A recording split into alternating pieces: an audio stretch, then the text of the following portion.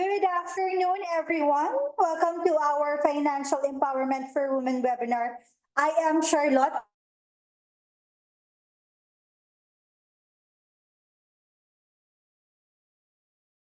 We do what we do. First Metro Asset Management was established with an advocacy to promote financial literacy, transforming Filipinos from savers to investors. We are under the investment arm of the Metro Bank Group. So this month, as we all know, it's Women's Month. And we have prepared a special episode for all women out there. So what's in store for us today? Yeah, so this webinar is to give women additional financial management skills so they can be more stable and competitive in a global scale. Ayan. So before we introduce our wonderful speaker, we want to know first about our participants this afternoon. So our audience sa ating Zoom at sa ating Facebook Live. Yan.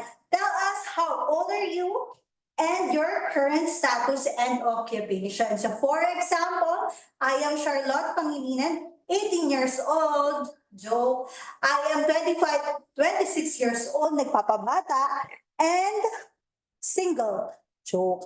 And a trainer here in First Metro Asset. So we have here, ayan, so we have Nicole, 32 years old, single, and a digital marketing officer. We also have here, joining with us via Zoom, we have Sabine, 24 years old, married, ayan, and a housewife. So thank you for letting us know about our participants. So yeah, we have 41 years old, married, housewife, mom of 2. We have Camille, 26, single, an architect. Wow.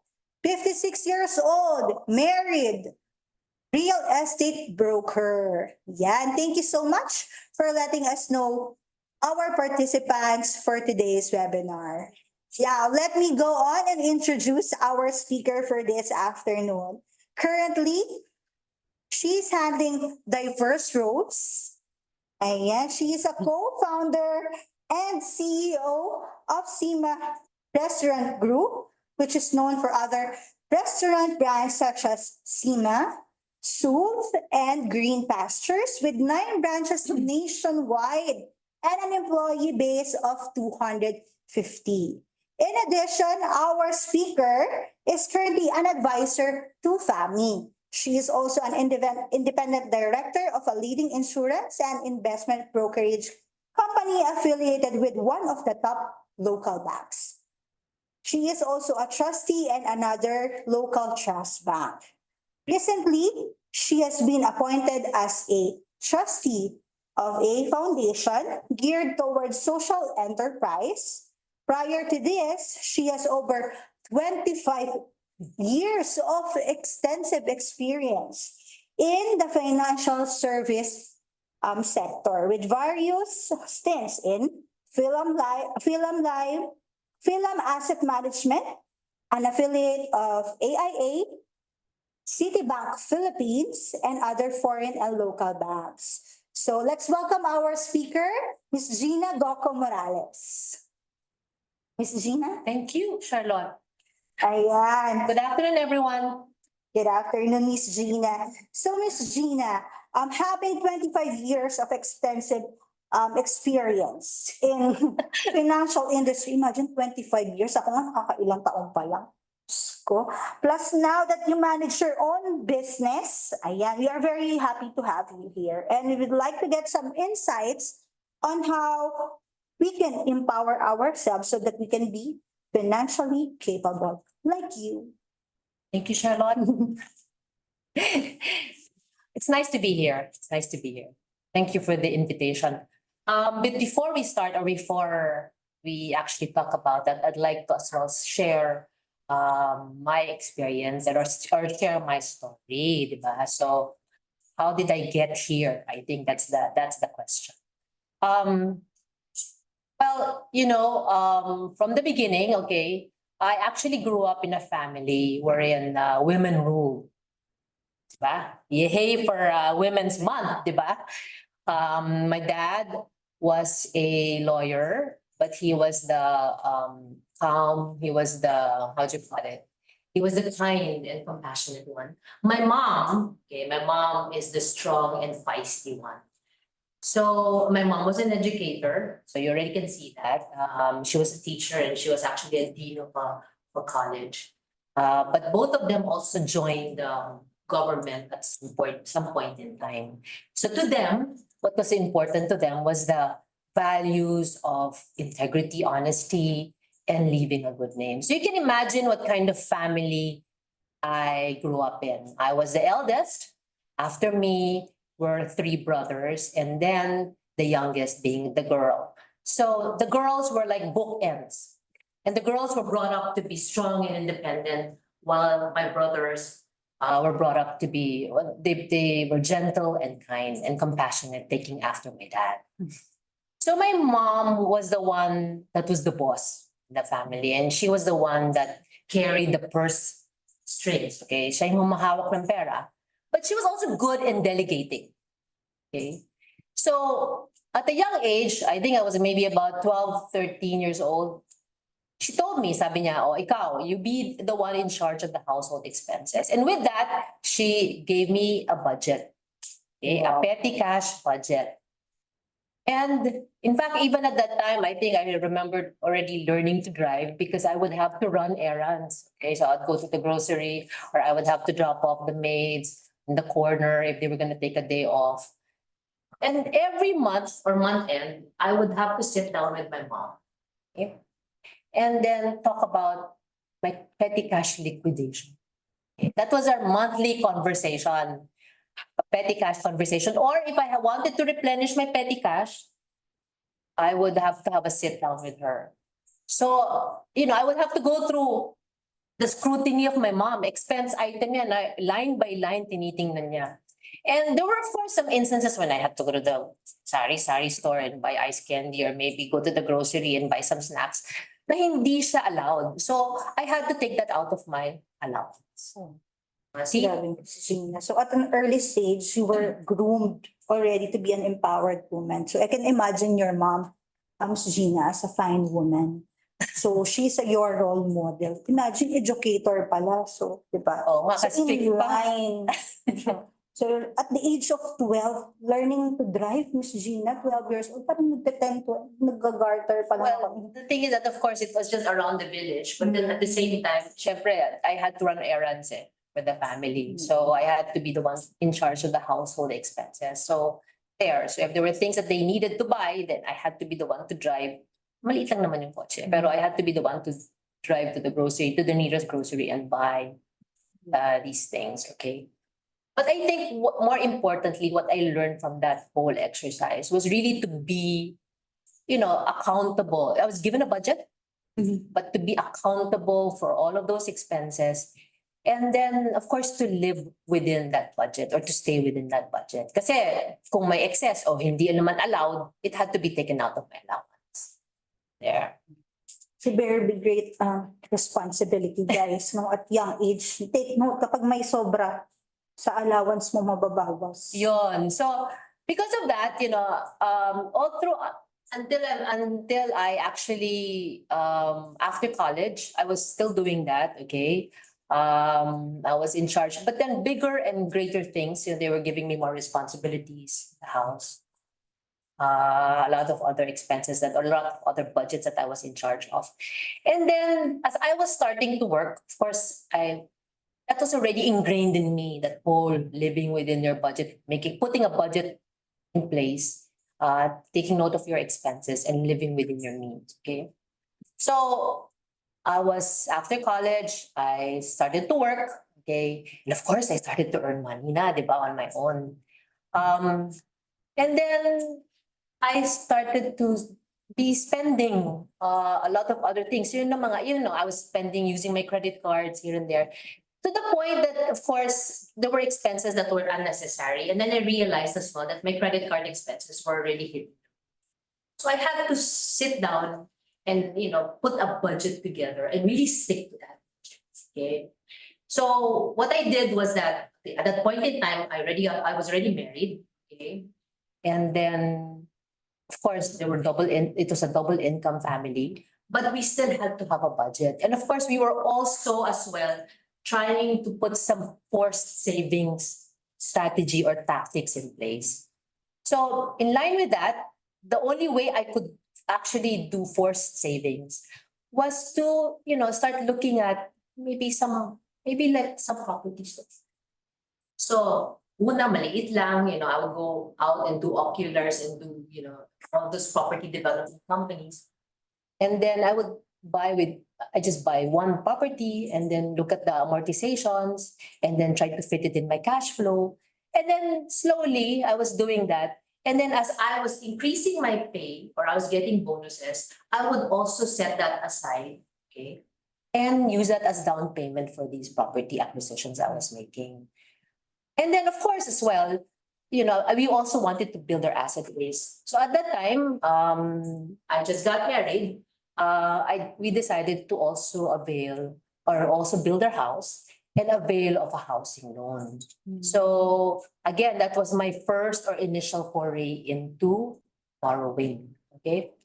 But as I've said, we were acquiring properties also as our incomes were increasing. But also, that was also borrowing or using other people's money because we were actually doing in-house financing. So that was how I was building my asset base because I realized, and I think we all know this, your house is not where you live in is not an investment. Diba? Kari yan. So there, after that, I think a few years after, in 2004, somewhere like that, okay, the opportunity to start a business came to be. Okay, my brother, maybe a lot of you know him, Chef Robbie.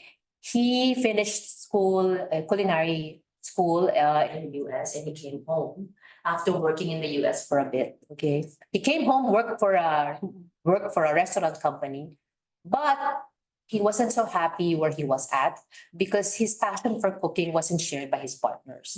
So he approached us and said, can you help me? I'd like to set up a business or I'd like to set up a restaurant. So we came together as a family and decided to invest in him. I invested my own hard-earned money in him. And based on that, and because of that, that was how the first SEMA came. Miss Gina, pinig ko kanina yung utang sa credit card. So I was able to experience yung magka-utang din ako sa credit card. Pero when I reached my first years of being 20s, alam mo, ang tanda ko na, 50 na. So yung credit card debts for it were also increasing. Normally, kasi at this stage, or age talaga, yung mga na-experience na humahawak ng credit cards, yung mga ganitong dilemma. So as young professionals, hindi talaga namin alam that time kung paano ba talaga ginagamit yung card efficiently. Kasi meron naman tayong tinatawag na good debt or bad debt. So it's how you manage your credit card expenses. So after nun, so the way in fact, I actually, sabi ko nga kanina, I fell into that trap as well. No? There was that lifestyle trap of which, syempre, credit card. No? So you would just use it, swipe it, and that's it. No? But then you realize, after you look back, ano ba yung nabili ko? What is it? Wala naman masyado, di ba? I mean, maybe you got a nice bag, pero does it give you, what do you get out of it? Wala masyadong significance. So what I did was that I had to buckle down and say, and tell myself, what is really meaningful for me? What is that I want to achieve? So at that point, I said, I wanted to build my asset base. Okay, because at that point, siguro bahay lang, yung where we lived was the only asset. So that was when I started getting into the forced savings, okay, setting aside money, okay, and then the thing is that, okay lang to set aside money, but where are you gonna be putting it in? So I decided to put it in, some real estate acquisitions. In-house financing, ha? From the banks. Kinakagat ko yon. In-house financing from banks, not even from banks, even just from real estate companies. And then yung bullet, I just have to plan how my cash flows are gonna be. Pero yung bullet yun ang i-finance ko with the banks. Kasi meron ka ng property and may napuntar ka na. Management talaga ng cash flow. So that's what I did. And then of course, that a few years and then after that, the whole opportunity to set up a business came. That's when we also invested in my brother. But also again, my point on having to invest in a business, just because you're part of the family, okay, remember, sabi ko kanina 5 kami, just because you're part of the family doesn't mean you're part of the business. Yes. There are only 3 of us who are involved in the business. Me, because of my finance and accounting background, I had to be in charge of the of finance and of course of the capital raising because we were also expanding at that time.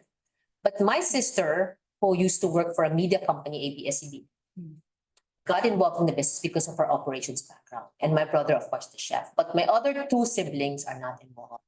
So you have to add value to the company. Hindi just because kapatid ka or kamag-anak ka, then you can actually be part of the business. So there. So that's my take on setting up a business. And also, it's not just us. We also had other investors as well with us. Okay. So we also have accountabilities for them.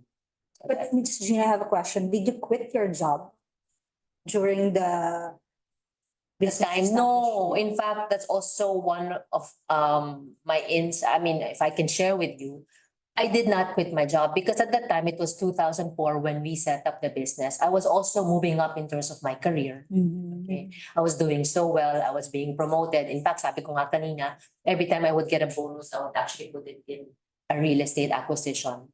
So I was enjoying my job. In fact, I thought that I would never leave my job. I was enjoying it too much. But I realized as well na you just really have, at that point in time, you just really have to juggle. Okay? Because sometimes, ang problema kasi minsan is that just because we set up a business, we already say, oh, alis na ako sa Okay. Yes. but you're not assured of the success of that business. So what I needed to do was, just do time management and make sure you get good people in your company. Also, make sure that you have good people at your work. Okay, so that you don't have to spread yourself too thin. Okay, so I was just really managing between both endeavors. That's a lot of responsibility, Ms. Gina. Kasi we all know naman that working in a corporate setup is really exhausting din. So yet, here you are, so determined and empowered to juggle tasks, diba? So you help in the expansion ng business ninyo. So I'm sure it was tough at first. So, and I also heard earlier that you basically borrowed proceeds to build more assets Yes. to generate income. So I could say that it was a very smart move, ma'am, using other people's money. Ayan. So it was a good debt, guys. So that is an example of good debt. So most people nowadays, when they borrow from banks kasi, or other institution, they end up using the money inefficiently. So we have here comments from our Zoom participants. Yes, was able to grant a loan with 3% interest rate. Okay yun. 3% per annum? Yan. Yes, that's 5 very good. years to pay from Oo. the Middle East. From the Middle East. And she was able to build a 6-door apartment. Galing. Very good. So that's a good debt. Kasi nga ginamit mo, you use the bank, you borrowed from the bank and then you actually built on your own. And whatever it is you were earning from the rentals, diba? That's going to be increasing your income stream. Tama yan. So in my case, as I've said, I did not quit my job. Okay, I was actually juggling between 2. But then again, it's really just time management. And those were the critical years as well for me because syempre, startup. It needed a little bit of my time and my attention. But that's fine. I was able to do that on weekends or maybe, on call naman ako. Okay. But of course, my job was as well demanding. But, I enjoyed the security of, being paid every 15th and 30th, di ba? So there. So I was just juggling between both. Then what happened was that, so that was like going on for 10 years. I was building my asset base, and having different income streams. Okay. Um, maximizing on what I can borrow. Okay? Kasi bata ka pa eh. So Yes. you can, and that's as well, the reality is that, you go to a bank and you wanna borrow. Sometimes they ask, kung magkano ang income mo? So I think I used my situation or my status as an employee to be able to afford to borrow. Kasi hihingi sila ng, they're gonna ask you what's your cash flow. And of course, my main cash flow was really coming from salary. No? But then, after 10 years, so 2004, in 2014, I felt that it was time for me to let go of my job and really just focus on the business. But here's my take on that, okay? You get to that decision point because you feel secure about your asset base. You feel secure about your income stream. And that somehow you have been able to, kaya mo na. Okay? Because, again, it's hard because again, if you're so used to the 15th and 30th, that pay that's coming in, and then biglang mawawala. You can never always replace that. It will take time for you to do so. But then you gotta start somewhere. Correct. So at that time, I felt that it was already the right time for me to let go of my full employment, and of course, venture out and do other things. So there, so and then focus as well on the business. I know several people whose mindset is like that, Miss Gina, yung they like ipon muna, tapos when they have the savings already or nakaipon na from their corporate jobs or yun sa mga trabaho nila, nagre-resign sila kaagad to Oo. start the business. So para maka-focus daw doon sa business. Kung saan syempre gusto nila yung focus ng business nila. So yun pala dapat. So do not leave your job Just unless yet. you are Yes. confident that your resources can suffice your needs. So dapat talaga strong na yung earnings ng business na meron ka before you leave your corporate job. Okay, but in my case as well, when I left my corporate, remember I was already borrowing Mhm, significantly, di ba? So when I left my corporate job, I remember I looked at my cash flow, I assessed my budget, and I realized na parang I still had significant amounts to pay. Okay? So in fact, there was a point in time that I was paying about 250,000 in interest alone. It's just interest. It's just interest, okay? So sabi ko, paano kaya to? I'm gonna leave my job. How am I gonna do this? Good thing, as I've said, my asset base was secure. Remember, I was already buying properties, okay? So at that time, tumaas na yung value niya. So what I did was I started, disposing some of them to pay off my loans. And then also, whatever I got from my employment, my full-time, I got some retirement pay. I also used that to pay off my loans.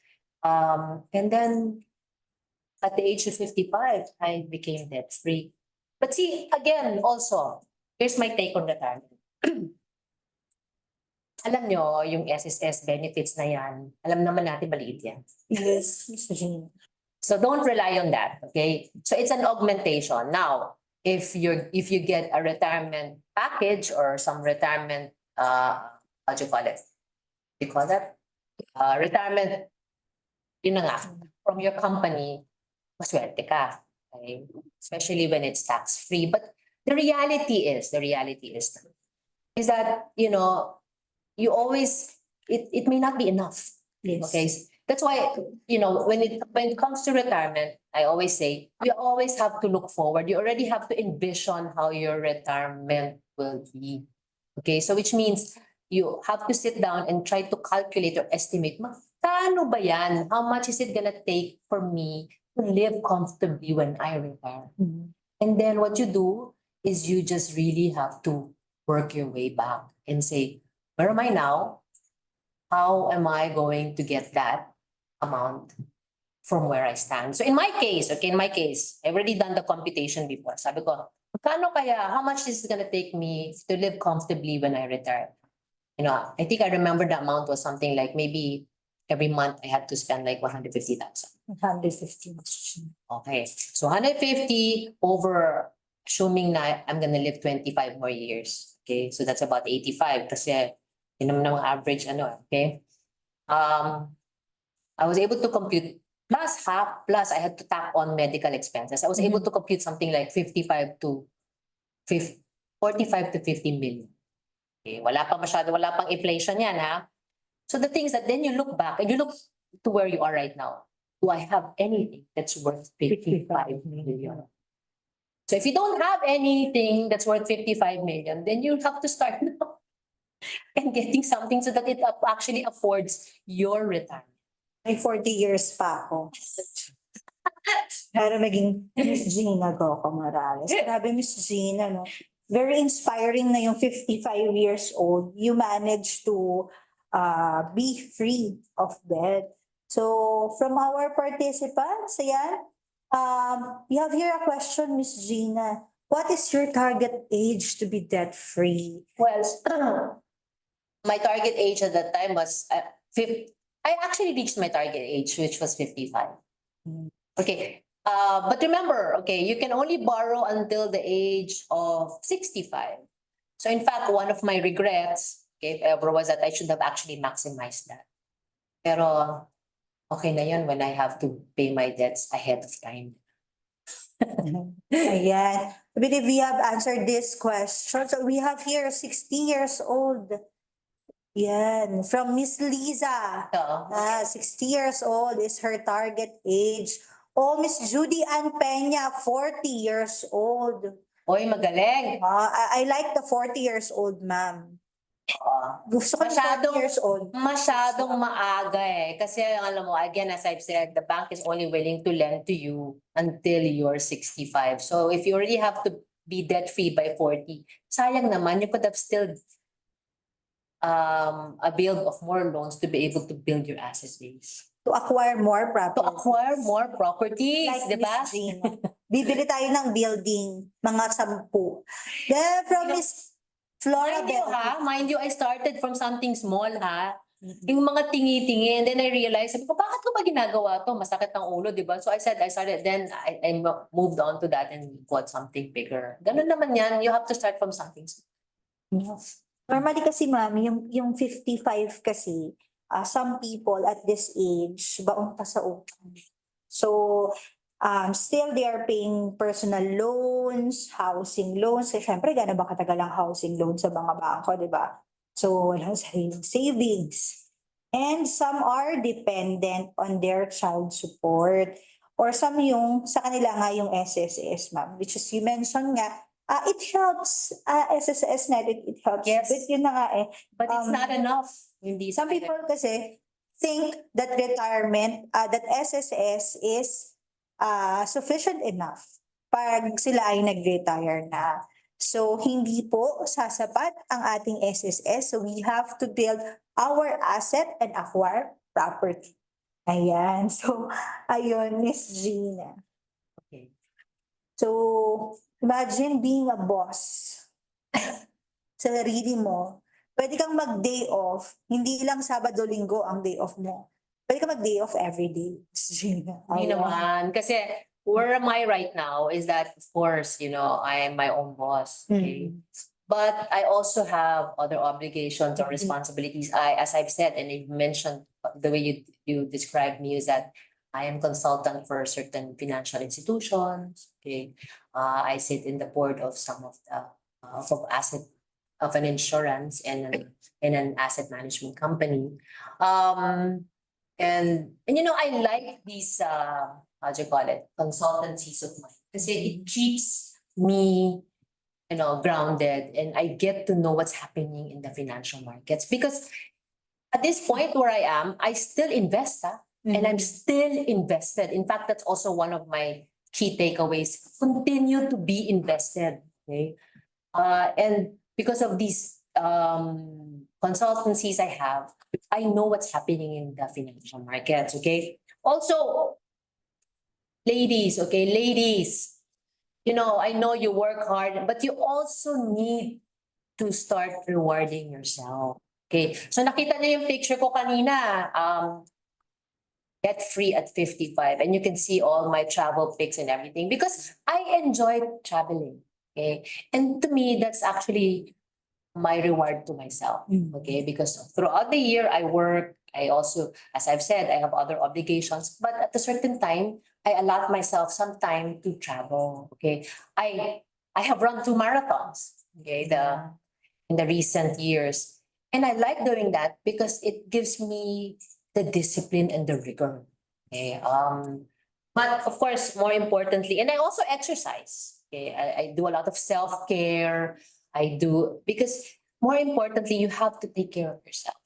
Kasi that's the only capital you have. If you think about it, yan lang naman ang, all of these things you can achieve if you take care of your health. Diba? So, but more, I think lastly, if you can and if you have the opportunity, also start to give back to the community. That's why now I'm involved in this foundation, which actually takes care or which looks at providing training and funding to social enterprises specifically focused. Yes, Miss Gina. I also saw your travel photos earlier. So you can really still enjoy traveling. Kasi di ba nowadays, kapag nag-retire na, you have no time. You have time to travel. No, kasi retire ka na, wala ka namang ginagawa eh. Maybe you have the money, some people have the money, but not the energy. Yun ang sabi Wala nila na eh. silang energy. So, you imagine being financially capable to fund your travel expenses and having the energy and time to enjoy, di ba? At 55, guys. Kaya kayo natin si Miss Gina. Dapat 55 tayo. Naglalakwatsa na tayo niyan.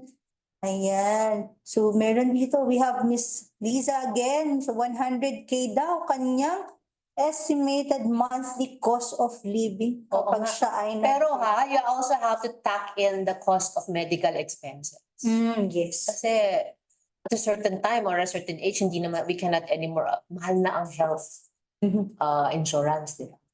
So you have to fund that yourself. So you have to plan for it. Okay? But also, as you were mentioning, I can travel because I allot some time for myself, and that's actually my reward. And talking about rewards, before I remember what I would do as well if I had some excess money or something, all the milestones in my life, I would try to remember it, not just by having to buy certain things that are meaningful to me. For example, when I gave birth to my daughter, because I only have one child, I bought myself a nice watch. When I retired from full-time corporate, I bought myself a nice painting. So these things you can see and you can wear because it reminds you of what you have been able to accomplish.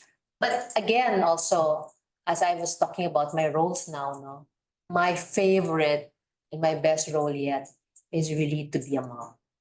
Okay. Because like my daughter now, she's 24. She has graduated from college and she's not working. And she wants to actually be a child development psychologist or a child development therapist. Totally different from what I'm doing. Okay. But then my legacy to her, okay, is that I will support her in all her endeavors to be able to improve her chosen profession. So if that's the only legacy I will leave to her, then so be it. Now the question is, mag-iiwan ba ako ng mana sa kanya? Well, maybe a little so that she gets a leg up, but not too much to make it too comfortable for her. So I also heard, Miss Gina, you mentioned earlier that you enjoy still being a consultant in order for you to be updated in our financial news o yung ating standing. So, yeah, that's been with all the inflation kasi syempre, di ba, ladies? So, you have to be knowledgeable, mindful, you have to be educated, aware kung ano na ba yung status natin sa market. So, just a reminder always check news as well. Correct. And also, I heard Miss Gina yan, so a very powerful advice, no? So you have to focus on improving your craft, ayan, from a very empowered woman. So, ayan, Miss Gina, do you have any last tip, a reminder for our audience? Well, my advice towards financial empowerment, specifically for women, okay, is you have to decide now. You should really decide now, okay? You have to make the choice to be financially secure by having to invest for the future. So by then, you can really take control of your life, take control of the future, and you can make a difference. Yeah. And thank you, Miss Gina, for gracing us this afternoon. So we have here, ayan, we have a question to our participants. So what is something you bought to reward yourself? So we have here from Miss Lisa. Well, as I've said, no, when I gave birth to my daughter, because I really had a difficult pregnancy, I bought myself a nice watch, and then when I retired from full employment, I bought myself a nice painting. And now, what do I reward myself? I actually indulge in, of course, traveling. Traveling. That for me is my reward for myself. Na-pressure naman ako dun sa reward yourself. Tapos, nung nanganak si Miss Zina, siya ay nag-reward sa kanyang sarili. Relo, sabi nila, manganganak pa naman ako, mga momshies out there. Ayan. Okay, stocks. May nagtanong if I invest in stocks. Of course, I do. I do. But of course, the thing is that with stocks kasi, and I have tried to invest directly on my own. Pero, and I know what's happening in the market, pero I cannot also monitor that constantly. Kaya ngayon, what I do is I invest in mutual funds. Yes. So, yes, I allow the fund managers to manage it for me. So, that takes away the time and the effort in having to manage the stocks directly. Kasi magalaw eh. Yes. So, I just rely on the fund managers to manage money or to manage the mutual funds that I invest in. Yeah. We have other answers. So they invest or reward themselves via investing in mutual fund. We have here, bumili ng pearl earrings. Wow. Yung iba naman, watch. Oh, we have here. Jewelry, yes. Pero alam mo ako, pag bumibili ako ng jewelry, gives pa. Oh, say. Okay, that's why. So again, manage, look at your cash flows, manage it. See if you can, if you can buy something on a layaway basis, why not? Diba? Yes, Mrs. Jean. So, ayan. We also have one question. At what age did you acquire life okay. insurance? I forgot to mention that, but when I started working, the first thing I did was to actually buy myself a life insurance. Okay, and at that time, hindi pa nga BUL yun. Mga regular, Standard. Regular life insurance. And I even have two. But again, I always believe life insurance is not, it's not something that you can use when you're alive, di ba? Kaya nga life insurance eh. So I only insure, what I only insure is in case I pass away or I pass on, insure whatever expenses that might be required, that will be, how do you call it? That will be absorbed or spent by my daughter. So that's really what life insurance for me is, rather than rely on it entirely to provide you some benefits. Okay. Yes, yan. Thank you, Miss Gina, for Wait, gracing. thank you, ha? Ayan. And ayan, we have here, not a question, an appreciation, yes, from Miss Mickey Thank you, Mickey. Arcangel. Yes, thank you. Ayan. That's the best comment so far. Ayan. Admirable and pretty as always. Yes. So young and pretty, Miss Gina. Thank you Ayan. very much. So thank you for sharing your wisdom for us to be like you, a strong and financially empowered woman. So always remember, ladies, to start young. Kasi narinig niyo naman, 12 years old pa lang, marunong na sa cash flows, diba? So be financially informed. Okay, so always be on the lookout. Ayan, sa ating news. Talk money and invest smart. Okay, huwag lang invest kung saan-saan. Correct. Let's build our asset base. Ayan. And of course, don't forget to reward yourself. Okay, from your small to big wins. So kahit maliit na bagay yan, if you can reward yourself. Yan. And of course, plan for your retirement to enjoy life. Hindi yung retired ka na, namomroblema ka pa. Ayan. And lastly, ayan, leave a legacy to your children. Sabi nga ni Miss Gina, education is the most valuable item or treasure you can pass on to your children. Ayan. Again, thank you very much, Miss Gina, Thank you. for the very insightful discussion today. So I hope our audience took to heart, ayan, all the lessons you shared this afternoon. So those are very helpful po para sa amin. So we can power ourselves financially. So wala nang mababaon sa utang, mangutang Sana. para magkaroon ng properties. Yun pala dapat ang gawin natin. So if you want to watch this session, so you can definitely watch it again. Since our session is also live in Facebook, so may nagre-request pa.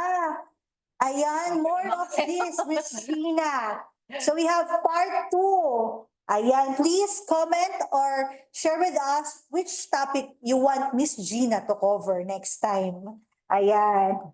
And since we are celebrating Women's Month, until the end of the month, we are encouraging all females for as low as 1,000 peso, you may start your first step in being financially empowered women. So visit any Metrobank branch near you. You may also apply online by clicking the link in our chat box.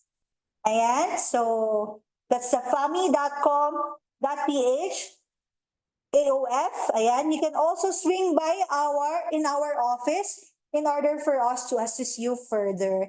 Ayan. Okay. Ayan. So please send some appreciation to us and help us improve our future webinars. As I have mentioned earlier, just comment or share with us which topic you want us to cover next.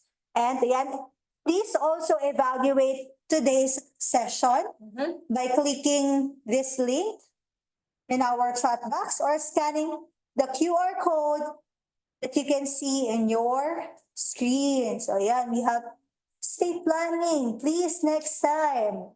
Okay. Maganda rin yung topic na yan. Okay. So we'll research Well, research needs a to your lawyer. requests. Ayan.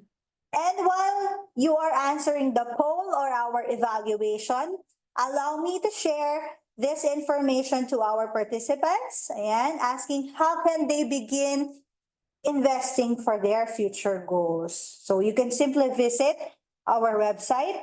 That's www.fami.com.ph and go to apply online. Fill out the necessary information and just upload a copy of your ID and signature, valid ID and signature.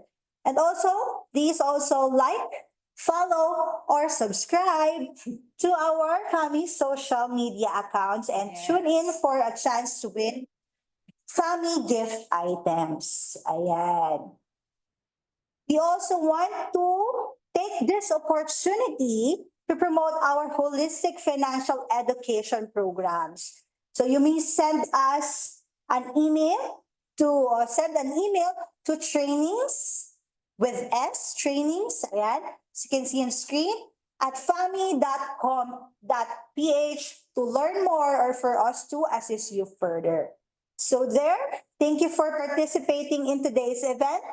So this has been your host saying, everyone, Thank you. remember your priorities, remember what matters to you most, remember your first. Okay? Thank you, everyone. Have a great week ahead. Thank you. See you on our next session. Bye!